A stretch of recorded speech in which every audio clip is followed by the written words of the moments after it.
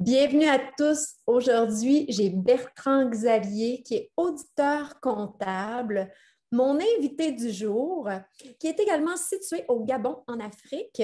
On s'est rencontrés en tant que YouTubeur et YouTubeuse. J'ai été vraiment charmée par l'idée de Bertrand Xavier a initié sa chaîne YouTube en contexte de pandémie pour vraiment supporter les étudiants avec les questions et tout au sujet de la comptabilité. Alors, bienvenue Bertrand Xavier. Merci Stéphanie, merci beaucoup. Pourrais-tu nous raconter brièvement ton parcours et ton parcours professionnel? Alors, j'ai commencé comme tout bon étudiant, hein, tout bon étudiant. Je dois reconnaître qu'au départ, j'ai pas su percuter la comptabilité quand j'étais au lycée. Voilà. Après mon bac, je suis simplement allé à l'école de gestion. Je ne savais même pas ce que c'est que la comptabilité. Déjà qu'au lycée, ce qu'on disait, c'était que la comptabilité, c'est le fait de compter. Or, non. Quand j'arrive à l'université, à l'école supérieure, je demande simplement un appareillitaire qui est passé par là. Déjà, je ne savais même pas ce que je voulais faire. J'ai demandé simplement qu'est-ce qu'il y a de plus difficile dans cette école. Le monsieur m'a dit, bon, écoute, jeune homme, la comptabilité. Donc, c'est comme ça que je me lance à la comptabilité. Et au fil du temps, à la première année, j'ai découvert que réellement, j'étais fait pour la comptabilité parce que j'aimais les chiffres et j'aimais des choses complexes. Vous voyez? Donc, j'épouse dans la comptabilité et je trouve tellement la comptabilité facile pendant que d'autres trouvent ça difficile. Je ne sais pas, sûrement ce sont les ondes. On s'est attiré simplement et puis voilà, j'ai validé la comptabilité dans mon esprit. Avec le temps, j'avais compris que si moi je comprends la comptabilité, je dois aider les uns les autres pour pouvoir accéder à cette profession, filière qui est vraiment incroyable. Alors, quand j'arrive en deuxième année, je tente pour ma première fois de pouvoir transmettre mon savoir et avec le peu d'expérience, peu de connaissances que j'avais, transmettre à un étudiant qui était un condisciple. Eh ben, c'est lui qui m'a dit, écoute, tu expliques bien. Donc, c'est comme ça que j'ai découvert le talent. Alors, une fois que j'ai eu ma licence, je suis allé pour la première fois faire un stage dans une entreprise qui est en liquidation.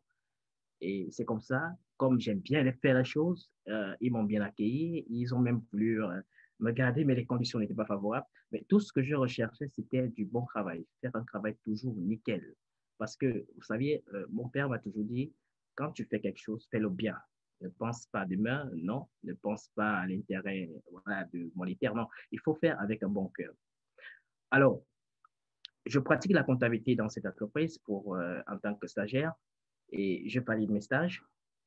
On me renouvelle le stage. Entre-temps, j'aide toujours les étudiants en parallèle. Jusqu'ici, je n'ai pas encore la pensée de créer une chaîne YouTube. Non, ça n'est pas ça pour moi. Alors, maintenant, quand j'arrive à master, c'est là où j'accède à l'académie que vous connaissez avec Muriel et tout.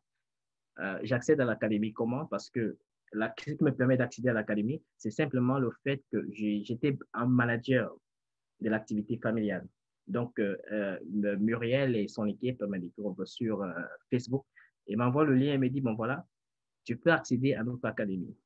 Alors, lorsque je fais l'interview avec Muriel, je ne parle même pas à Muriel de mes projets, c'est elle qui me dit, bon écoute Xavier, si tu aimes enseigner, pourquoi ne pas créer une chaîne YouTube?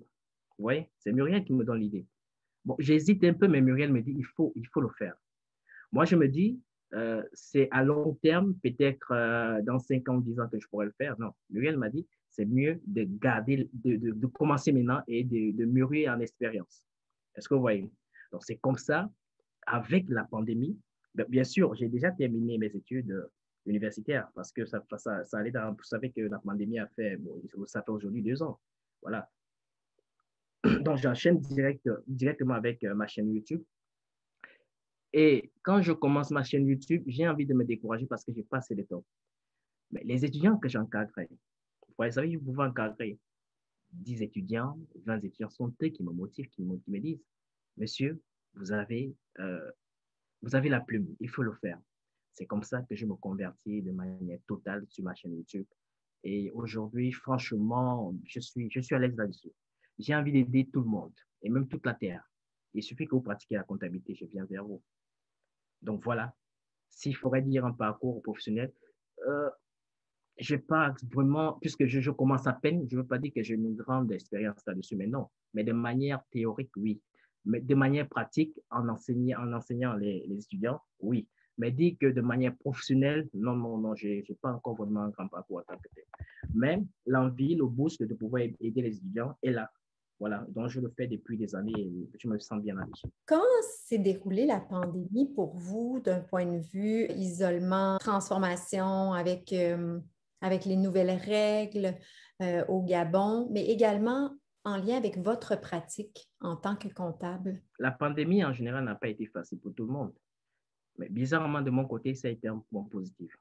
Parce que c'est pendant la pandémie que je décide de créer ma chaîne. Vous voyez? Parce que j'avais constaté que je n'ai plus accès aux étudiants à les expliquer le cours. Les étudiants n'ont plus accès à leurs professeurs.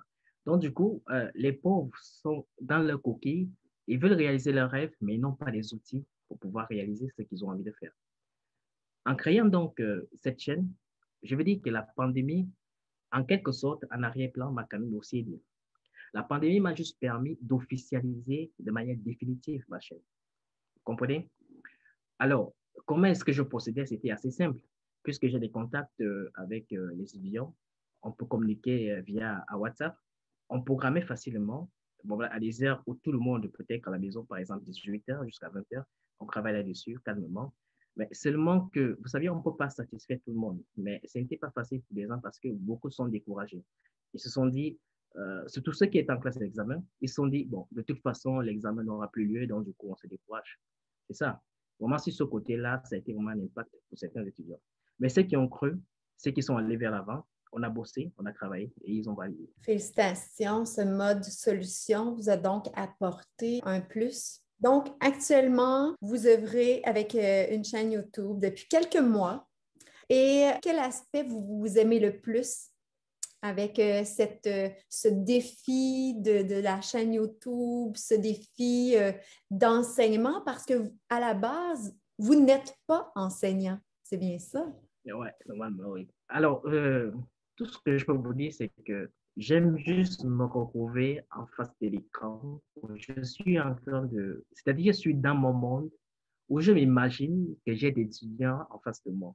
Où je me dis, il n'y a pas que des étudiants, hein, parce qu'il y a même des professionnels qui me contactent pour savoir. Je me dis, celui qui est en face de moi a vraiment besoin de moi. Vous voyez? Je me dis, celui qui est en face de moi est au point zéro. Il a envie de quitter un point zéro à un point un.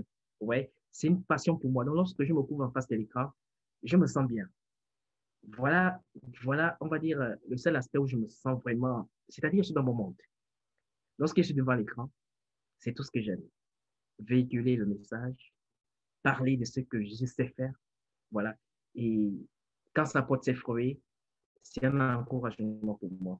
Parce que lorsqu'une personne me dit, bon, monsieur, j'ai du mal à comprendre tel aspect, je vous assure que je me donne corps et âme pour que la personne puisse comprendre. Je ne le fais pas avec, je ne le fais pas avec un intérêt, non, non, non. Je le fais de manière noble. Parce que j'estime que les comptables sont des médecins. Il faut soigner les gens. C'est magnifique, c'est très noble.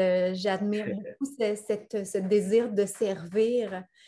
Vraiment, je partage également le don de soi, en fait.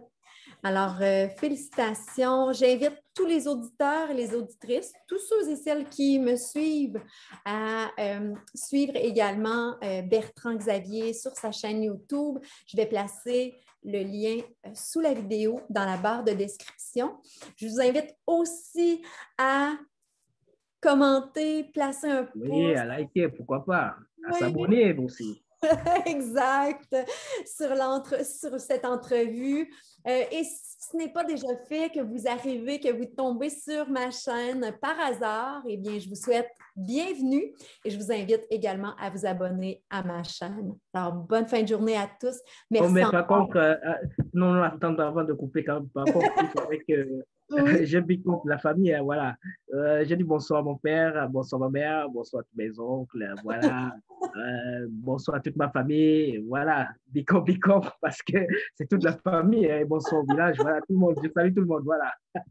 C'est magnifique! Ok, C'est d'accord. vraiment magnifique. Alors, c'était Bertrand Xavier au Gabon, en Afrique, en entrevue avec Stéphanie au Québec, Canada. Bonne fin de journée. Merci D'accord. encore. Merci.